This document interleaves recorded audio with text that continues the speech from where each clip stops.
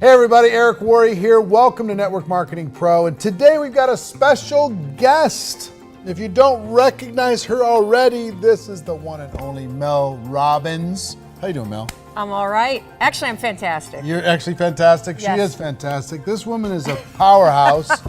And she spoke at our recent GoPro Recruiting Mastery event. I first heard of her because I spoke at a company convention, a network marketing company convention, and we didn't meet that day, but you had spoke earlier in the day, and everybody was raving about 5-second rule, the 5-second rule. And I'm like, what the heck is a 5-second rule? Because I hadn't heard about it. And I had tons of people like rushing up to me that day at the airport, everywhere. They're like, sorry, it's 5-second rule. I have to talk to you because it's in the 5 seconds.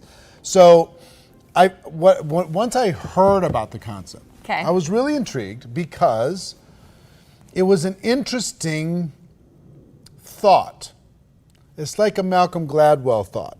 I love that you said that because I have a brain crush on him. Do you? Yes. Like he has his 10,000, whether it's the tipping point thought, right, or the 10,000 hours thought in order to become an expert. These little tiny things, I don't even remember most of the rest of the book, but I remember that. Right. And it made an impact. Mm-hmm. And it stayed with, it was sticky.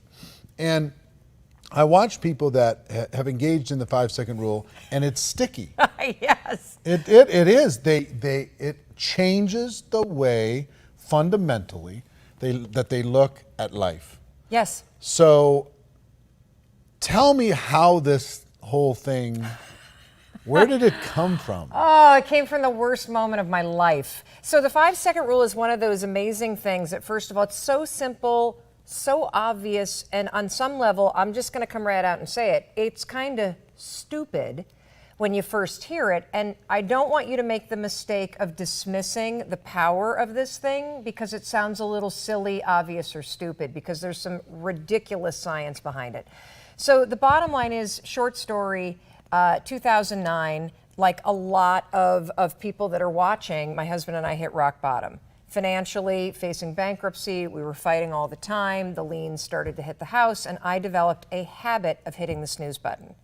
Now, in the scheme of life, having a habit of hitting the snooze button and getting up late and kind of starting your day off on the wrong foot, it's not that big of a deal in theory, but what you know and what you absolutely are teaching people around the world is that it's actually the smallest moves in your routine and the discipline and the decisions that you make every day that turn you from somebody that just is thinking about doing something to somebody who's a pro at doing something. And so for me, I had this habit of hitting the snooze button all the time, and I was very frustrated because I knew what I should be doing. I knew that successful people don't hit the snooze button every morning. You know, I don't think Richard Branson lays in bed and hits the snooze button 3 or 4 times and then picks up his phone and mainlines Facebook. He's not doing that. You're not doing it either. I knew that at this point in my life, I should be out looking for, another opportunity. I should be reaching out to friends. I should be exercising, but I wasn't doing it.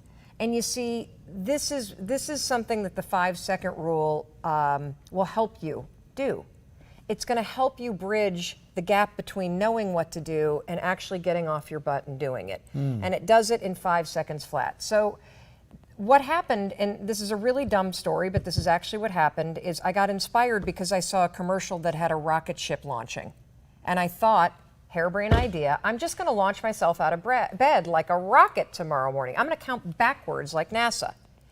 So the next morning, liens on the house, fighting with my husband, all kinds of problems, feeling like a loser. The alarm goes off. I immediately feel like I don't want to get up, but I started counting backwards, 5, 4, 3, 2, 1. And then I stood up. And that was how I discovered it. And I'm going to be honest with you.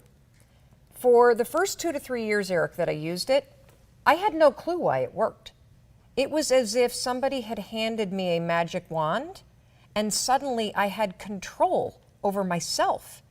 Because what happens when you first start using the 5-second rule, and the way that you use it is this: the moment that you have an instinct to act on a goal, so it's one of those should moments. You know, if you obviously listen to Eric, so you know what you should be doing to grow your business.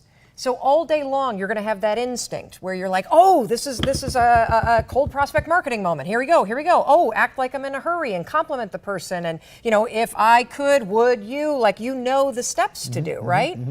But the problem is you stop and think. And the moment you stop and think, you're going to get trapped there. So the 5-second rule, you have a should moment. You know what Eric's taught you to do. 5, 4, 3, 2, 1, move. Now, what happens when you count backwards, and this is why the rule is crazy, is you're actually leveraging an amazing amount of silence. It's not just a silly little mantra to do. You're manually switching the gears in your brain. So I didn't know this in 2009. All I knew is suddenly I was getting up on time. Suddenly I would 5, 4, 3, 2, 1 and walk out the door and get to the gym. I would 5, 4, 3, 2, 1 and get in the car and drive to the bank and deal with our financial issues. I would 5, 4, 3, 2, 1 and stop myself, Eric, before I snapped at Chris or the kids. I would 5, 4, 3, 2, 1 and I would put down the bourbon and walk away after 1 Manhattan, because we all know that after 2, you're not that nice. So nothing good happens. As my husband likes to say to our teenage daughters, nothing good happens after midnight, so make sure you're home by then. Right, you know, right. And you know, nothing too great happens for sure after the second Manhattan, and in my case, not so great after the first one. So I started to use it to basically interrupt my habits of doubting myself, of overthinking, of hesitating, of grabbing the drink, snapping at the kids, all that kind of emotionally driven behavior. Defaults. Yeah, the defaults, completely. It's a way that you can, in a moment where you have that inner wisdom of knowing what you should do, because we all know what we should do. It's actually a tool that you can use to interrupt the default behaviors that are encoded in your basal ganglia. Count backwards, 5, 4, 3, 2, 1. It does a bunch of remarkable things at once. Number 1, it interrupts the habit loops in your basal ganglia.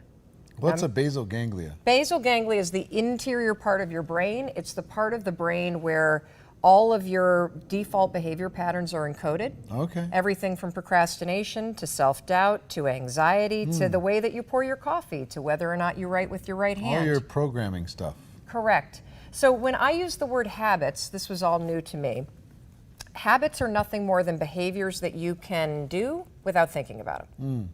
And 50% of your day, what we know based on research, is about 50% of your days, you're in a default mode. You're on autopilot. Your body is basically just executing habits all day. From how you pour your coffee to how you pull on your pants. You probably put on one leg before the other. You don't even think about it. You do it the same way every day.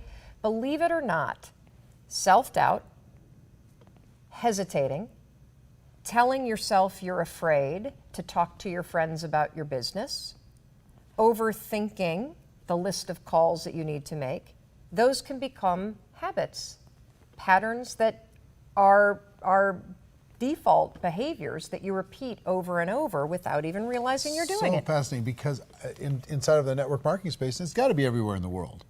But we deal with people in network marketing, right? All the time.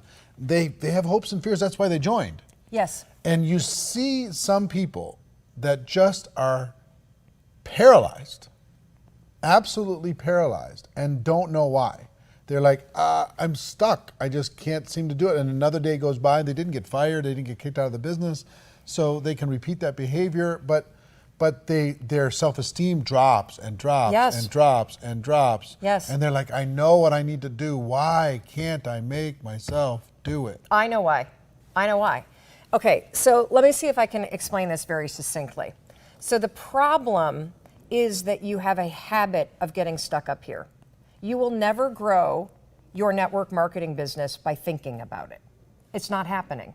And what I can tell you based on years and years of research, because in trying to figure out why does something 5, 4, 3, 2, 1 so simple create such profound change at not only a behavioral, but a neurological and a mindset and a habit level for people all over the world.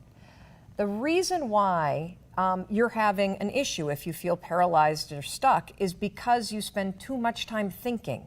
And thinking too much itself becomes a habit. Now, here's what I want you to understand. The only cure for paralysis, the only cure for fear, the only cure for feeling insecure, the only cure for feeling like a loser, like you're going to fail at this thing, the only cure for the hopes and dreams is action. That's it. And so I love the 5-second rule, and it's so important for you to understand in your business and start to use it, because it's not a tool for thinking. Right. It's a tool for action. It's a tool that teaches you to catch yourself the moment you start overthinking and feeling paralyzed and doing one of those, this isn't going to work, or you go down and you start thinking about all these things and talking yourself out of it. 5, 4, 3, 2, 1. It is how you interrupt that pattern of feeling paralyzed. You quiet the self-doubt, you quiet the paralysis, and then you do something humongously important. By counting backwards 5, 4, 3, 2, 1, you have just woken up your prefrontal cortex. Now, the prefrontal cortex, see his beautiful forehead right here? One. Yeah, right there. That's why he's so successful, because it's big and he uses it all the time.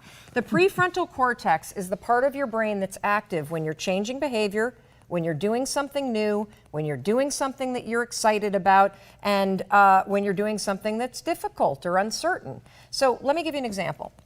I'm a righty. That's a habit. I taught myself and started defaulting to the right hand, right? Now, Eric could tie my hand behind my back and say, Mel, I want you to try to write with your left hand. Now, I could try to write GoPro with my left hand, but it would require this entire part of my brain. My brain would be so focused on trying to make those letters go, and if my son came in and said, hey mom, can I have a grilled cheese? I would literally do one of those, like, I can't talk to you right now because I got to focus, because and the reason why your prefrontal cortex is firing up is because it's got to use all its power to talk to the hand and direct the new behavior and forge new neural pathways. So what happens when you count backwards, 5, 4, 3, 2, 1, is you interrupt the default part of your brain that runs on autopilot, and you awaken the part of the brain that you need in order to change or do something new or scary or uncertain. And here's what's really cool. By going 5, 4, 3, 2, 1, you not only outsmart your brain, you also, like that, turn on the part that makes change easy. Look at the special forces. How do they start any exercise with the SEALs? 5, 4, 3, 2, 1. Look at Really? Oh yeah. I've had so many military folks, veterans, special forces come up to me and say, "Oh my gosh, this brought me right back. This is how we would start any new exercise." 3, 2, 1, go. Well, that's also Facebook. Yeah. Right? You're aligning. If you go into an elementary school, you'll see schools around the world when they have an assembly. The principals and the teachers, they start going 5, 4, 3, 2, 1. Before we started, the sound guy. Yes. Did a 5, 4, 3, 2, 1. Well, see, you don't count up, by the way. Don't count up. It won't work because you can keep on going. You'll be like, yeah, I don't want to do that. And the other reason why counting backwards works is because you don't do it all the time, so it's not a habit. So it requires focus. And here's what's really cool. So let's say you're insecure. We had a woman write to us after being at your GoPro event and seeing me talk about the 5-second rule for 20 minutes. She said, I'm an extrovert, but doing that walk up to strangers, do the cold prospect marketing piece, she said, I just couldn't make myself do it. You used the word paralysis, Eric. I would see somebody, I would know that I should go walk over, and I knew all the steps, but I would suddenly feel paralyzed, and I'd start to doubt myself. She said, I started using the 5-second rule to push myself through that self-doubt. She said, in the beginning, it's shocking because you find yourself doing this stuff that normally you don't do. And she said, the thing that happened over time, and this is the thing that's super cool, is that over time when you use it, counting backwards 5, 4, 3, 2, 1 will not only help you interrupt your self-sabotaging default patterns, but it becomes what psychologists and neurologists call a starting ritual. A starting ritual is a positive pattern that you repeat that triggers your positive behavior. And so what one of your biggest fans wrote to me and said is that she's noticed after about a month of using this, not only has approaching cold prospects and marketing to them and recruiting them into her business become easier, she's also realizing that she's developing confidence. And so this is another really important note about building your business. So I used to believe that confidence was like a personality trait. Not so at all. Confidence is a skill. It's a skill that you build through action. In fact, this is advice that dates all the way back to Aristotle. And there's a very famous psychology professor by the name of Timothy Wilson that's written a lot about confidence. And Aristotle, the saying back to Aristotle used to say, do good, be good. Meaning if you do good acts, you'll start to become good. You do things with action, your mind follows. And so what Timothy Wilson talks about is just thinking. See, when we talk about mindset, yes, thoughts are important, but for those of us that struggle with insecurity, with self-doubt, with feeling paralyzed, it's really hard to think yourself out of that hole. Mm-hmm. The fastest way to change your mindset is by taking action and proving to yourself through 5, 4, 3, 2, 1, one action at a time, that you can rely on yourself. When this woman was going 5, 4, 3, 2, 1 and pushing through paralysis, what she's doing is really important, and it goes way beyond building her business. She's proving to herself that her dreams matter enough to her and she can rely on herself. She's proving to herself that no matter what she might feel in her body or what excuses she might have, that she actually can rely on herself to make it happen. And there's nothing more powerful in life than when you dig yourself out of a mental hole and you become the kind of person that doesn't default to thinking, but that actually defaults to self-trust and to taking action on your dreams. And all you need to do to grow your business is listen to this guy. Like, take every single one of the steps, take all the tools. This is another thing that people do, right? Mm-hmm. You get handed all these amazing tools. You don't do anything with it. You don't do anything. Or it's the tools problem. I don't like the tools. I don't want to use the tools. I don't like these conversations. They may work for him, but they don't work for me. Right. That's another default pattern. You've gotten used to complaining instead of taking action and trying. Let me ask you a question about this. So I'm a big believer in action does help you build self-worth, self-confidence, your own self-esteem. Yes. So a person is out there and they're like a scared little mouse right now. They're nervous. Yes. But they're like, okay, Mel. Yes. I'm going to give it a try. Next time I feel this little thing like, nope, I'll do it later, I'll do it someday, I'll do it whatever. I'm going to do 5, 4, 3, 2, 1, I'm just going to do it. Yes. And they do it and it blows up in their face. Great. So, because sometimes the scared little mouse, when they go 5, 4, 3, 2, 1 and the line goes rah, and they go right back into their hole and then don't come out again. Yes. So I know my answer to this. Okay. What's your answer to building this new muscle? Yes. Okay. So my answer to this is I don't look at life ever as things that you succeed or fail at. I look at life as confidence in my mind and your dreams. They hinge on your willingness to try. That's it. And if you're willing to 5, 4, 3, 2, 1 and make a 5-second decision and push yourself to try, you're either going to succeed or you'll survive. Mm-hmm. But either way, you just took one small step closer. I want you to consider something. Being 41, going to a really fancy Ivy League school, having a law degree, living in a really expensive neighborhood, and facing the prospect of not only blowing up our entire lives, but also taking a lot of other people's money with us as a bunch of businesses that we had were failing. That was as big of a failure that I have ever faced in my entire life. Mm-hmm. And if I hadn't had that happen, I would never have discovered the 5-second rule. And I think here's the other reason why I love this simple rule so much is that, again, I'm going to go back and start with a simple premise. You're really smart. You may feel paralyzed. You may have self-doubt. You may be nervous about your ability to make your dreams come true. But the truth is, you're actually really smart and you know what to do. All we got to do is train you to take action. Do what you know. Yeah, do what you know. And this is a tool that will get you out of the habit of thinking. You know, here's one other point that I want to talk about real quick, and I want to come back to the word that you said, paralysis. Yeah. So one thing that's really important to understand about life, and this was new to me, is that we cannot control what happens in our bodies. Meaning, whatever you feel in a moment. I'm going to give an example. So once one of your favorite people, like if you could go see anybody in concert, who would it be? Oh, gosh. Alive or dead? Doesn't matter.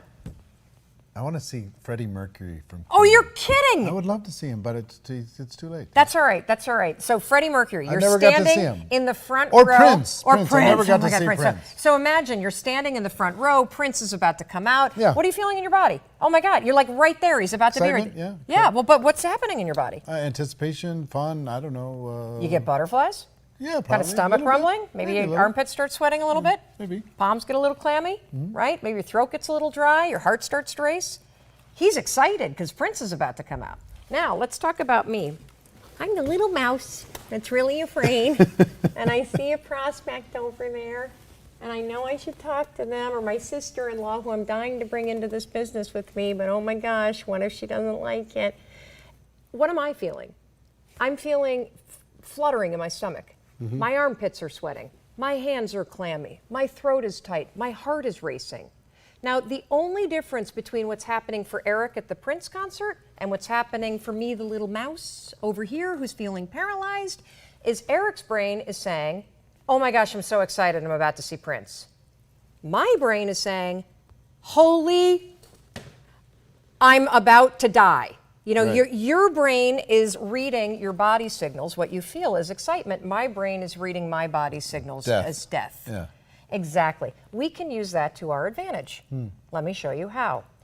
Because your body, you can't control what your body's going to do. Your body's going to have moments where you get flustered, where your heart races, but you can always control, using the 5-second rule, what you think and what actions you take. So if you're in a situation where you start to feel the body sensations, right, of the stomach, the heart race, the tight throat, the sweating, remember the first rule. Excitement at a Prince concert, fear of talking to somebody you don't know about your business, exact same body sensation. Only difference is what the brain calls it. So if you go 5, 4, 3, 2, 1, you interrupt your brain from actually calling it fear. When you hit 1, I want you to have a thought. You can do 2 things. You can either have a thought, a vision, something very kind of specific about what you do as your ritual when you close a piece of business. What do you do when you bring on somebody? What do you do when you just have a great conversation? How proud you are of yourself that you shared this thing, that you're a rabid fan, this service or this product.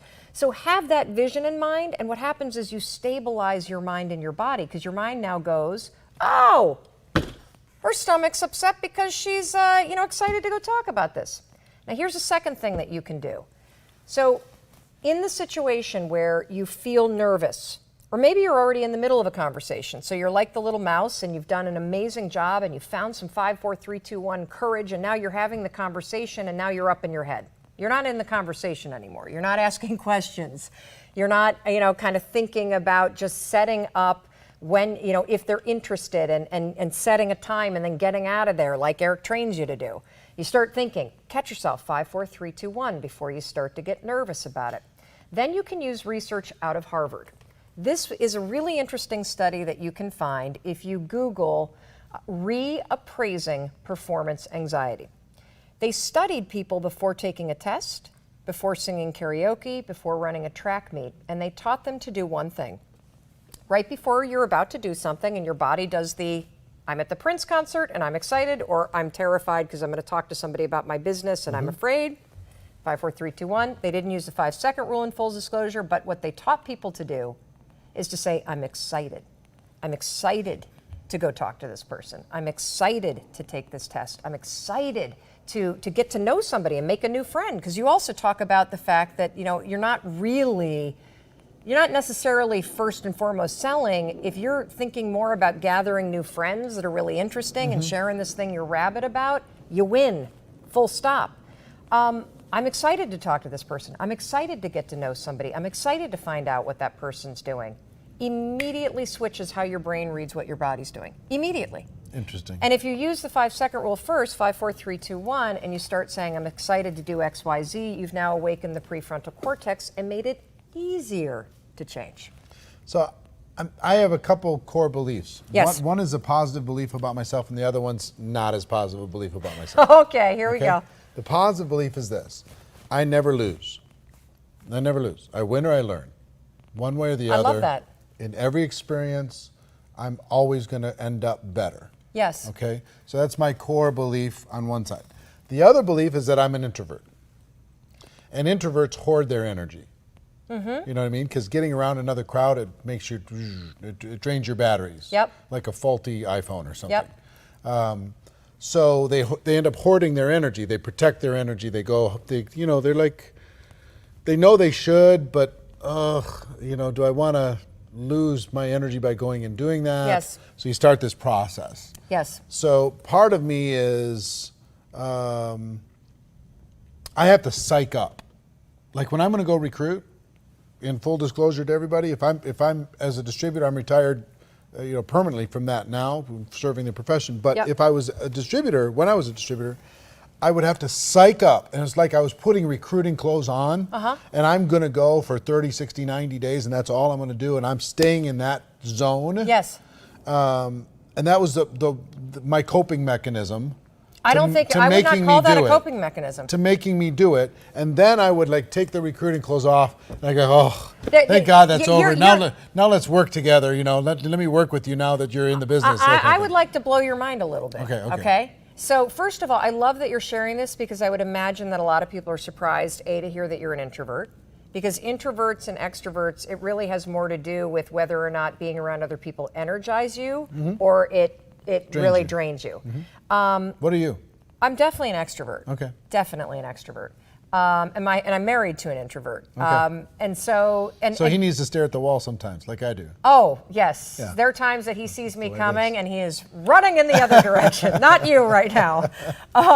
But one of the things that I want you to realize is that you said that, one of them was a positive and one of them was a negative. You actually just explained what psychologists call acting out of character.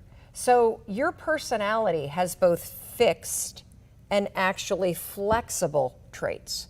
So there are aspects of your personality that you get drained being around a ton of people, that I tend to get more energy, that tend to be fixed.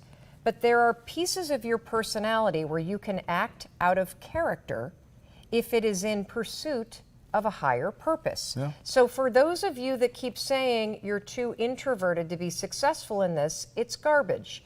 So let me give you an example. If your kid or your dog fell in the river and you were afraid of fish, you could act out of character and jump right in there and save them, because it's in pursuit of a higher purpose. Right. And just like Eric explained, he came up with a way to psych himself out. Believe it or not, a tremendous number of CEOs and of college professors are actually introverts. They act out of character when they're teaching a class, because it is in furtherance of their higher goal of wanting to connect with people this information. So not for 1 second are you allowed to use the excuse that you're introverted. Because the thing about introversion is that, yes, it has a lot to do with what you need to do to restore yourself in terms of your energy, but your dreams are your responsibility.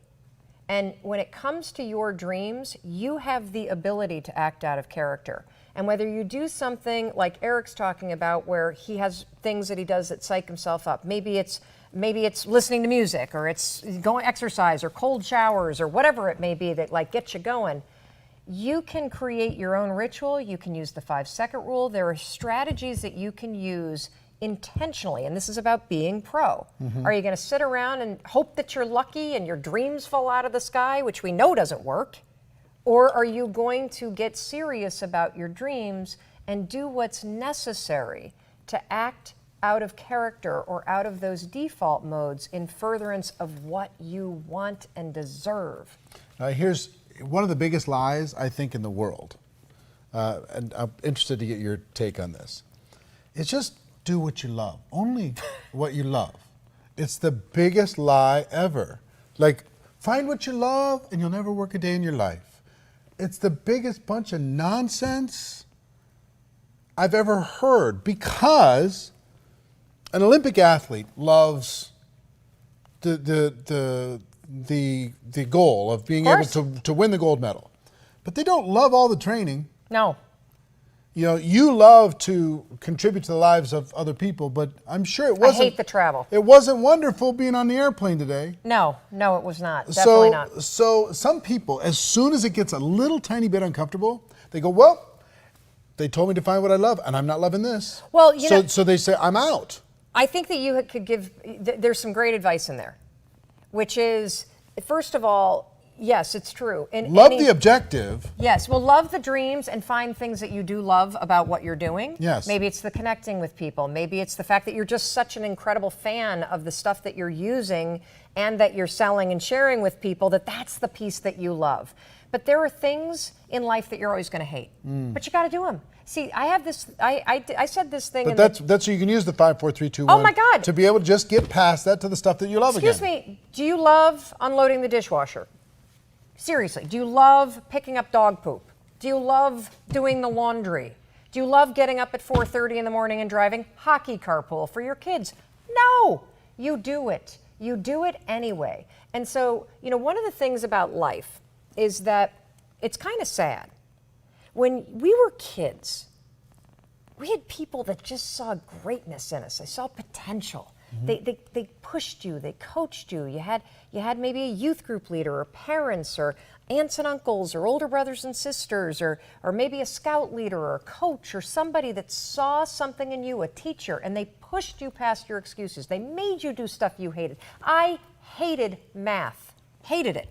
Mr. Core, Really? Glenn Core. Yes, Glenn Core, incredible engineer. He was my high school math teacher. I was terrified of him. I hated going into that class. One of the reasons why I'm an incredible businesswoman is because of how my math acumen. And it's because he pushed me. And the sad thing about being an adult is that when you get older, we don't have those people in our lives. Right. It's up to you.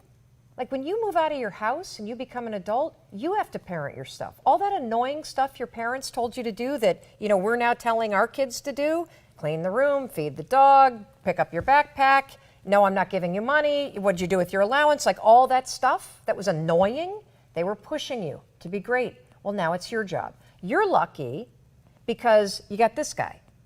But one of the things that you can do when you find that you're alone and you just hate doing this thing, cold calling, I hate it. Throwing a party, I hate it. Learning the new stuff, I hate it. I'm successful now. Why do I have to keep recruiting people? Right. Duplicating your business. Why do I have to learn how to train the trainer? I hate that stuff. Why can't I just 5, 4, 3, 2, 1? Do it. Yeah. Yes, if your dreams matter to you, you'll do stuff you hate. That's life. And I also think that there's a lot of value in figuring out your hate list, because if you have a list of things that you hate, it tells you a lot about the things that you love and that you are passionate about. And as you get bigger and you learn those things that you hate, guess what? You can hire people to do it. I know it. Yes. That's what I do. But first you got to know how to do it, so you can train them. I know. You got to know how to do it, and then you train them. Then you surround yourself with people who handle the stuff that you're not wonderful at. It's the best. Yes, in the it's world. true. I'd highly recommend that. Well, listen, I've appreciated you spending time and talking to people about this. Let's talk about the book. Yes. Because the 5-second rule book is out, available. People can pre-order. They can order. You're giving away a bunch of stuff. Oh my gosh. Here's my recommendation to you. Buy it. My recommendation to you is this. I'm not making anything in exchange for this recommendation. There's no compensation in any form other than the fact that I think it will be worthwhile for you and everybody in your team to incorporate this mind virus into your head to take action. 5, 4, 3, 2, 1. take that product, share that opportunity, go to that meeting, register for that convention, whatever it is that you're avoiding doing, the thing that you know you should do and you're not doing, use this tool to do it. And the book's going to help you. Now, we want to help her in any way we can get to the top of the bestseller list. The book is just newly out, so I'm going to ask you to do 3 things. 1, buy the book. Just go. You can go to Amazon.com or any bookstore. It's only $16 at this point. It's selling so well. $16 or so, whatever it is. Go buy it. Get it immediately. 2, I would ask that you recommend this to your teams. If you think this will help them take action, then recommend it to your teams and get this, make it a book club or a book of the month or a study group thing that you could do team-wide, because this will really help you. And 3, I would like all of you to go on Amazon and give it a review. After you've read it, good, bad, or indifferent, just give her a review. Take a second to be able to do that. I know it's a pain in the neck to do, but if you do it, that makes a big difference, and it's going to have an impact for her. She supports what we do inside the network marketing profession. Her message supports what it is that we're trying to accomplish in the network marketing profession. And if you get value, let's help her do what she needs to do, which is to spread her mission around the world. And there's also, you're giving away a bunch of stuff. Oh my gosh. Okay, so I want to tell you why this book took me 3 years to write. And one of the things that's really remarkable about it is that I thought about you as I was writing it. There are more than 150 social media posts from around the world, people building businesses just like you, throughout the entire book. So you're seeing other people and how they're using the rule to beat procrastination, end anxiety, double their business in 5 months flat, recruit 50 people to their business in a matter of weeks. Why? Because this is a tool for action. There's also pages you can tear out that are designed to be tacked up to inspire you and keep you going. And that's not all. There's a URL in the back of the book. We taped 31 video mentoring sessions that come with this book, that are deeper lessons into the Jedi mind tricks. The 5-second rule is just one of them that I use in my life, my business, my marriage, my parenting, stuff I use to cure myself of anxiety, to, on and on and on. Filmed it at our house, at our office. Hilarious stuff. That's all free? Oh, it's all free. It comes with the book. And we have something else just for you. What do we have a free gift for you guys. What? We have a course. We have a course that we're giving to you that is called the $1 Million Morning Course, because it's my science-backed morning routine that I do the first 30 minutes of every day, and believe it or not, it does not involve exercise, not in those 30 minutes. Okay. So you're going to go with me through my morning routine as I show you what to do to become more productive in those 30 minutes than you probably are all day long. And I'm going to prove it to you using the science. And so that's how do free they get for it? We have a link? Yeah, you go melrobbins.com/free gift. But, the book, I know that you will love it. And on top of all of the 31 sessions and how cool the book is, on the website, we have a tremendous number of videos to help you teach your team and your kids how to use this. And by the way, I'm going to warn you. This is a very serious warning. I told you the rule is simple. I told you it's stupid. I told you it's kind of annoying. What happens when you teach your team is if they catch you griping, or they catch you procrastinating, or they catch you not doing stuff, they're going to turn the rule back on you. Some days I regret that I taught my children this rule, because they're constantly 5-second rule, Mom. Watch your tone. That's hilarious. So what if people want to get bulk? They want to buy 100 of them. I'll just put you in touch with my publisher and we'll give you a great deal. How about that? So they go to melrobbins.com. Go to melrobbins.com. Go to melrobbins.com/5-second rule is where all the book stuff is, or Mel Robbins, or go to hello@melrobbins.com, and we do bulk orders all day long. Okay, cool. So if you want to get that for your team, you've got an event coming up, you want to have it at your event and sell it to your team, whatever you want to do, I'd recommend that you do that. So I hope you got some great value here, and if you have, I'm going to ask you to share this with somebody else that might get value. It might be stuck, might be procrastinating, might be looking for the key to break out. But she's given you the secret to unlocking your potential. 5, 4, 3, 2, 1. So I know you're thinking about buying this book, so here we go. 5, 4, 3, 2, 1. Go get it. enjoy your day, and Mel Robbins and I say sayonara. See you later, kids. Thanks for your time.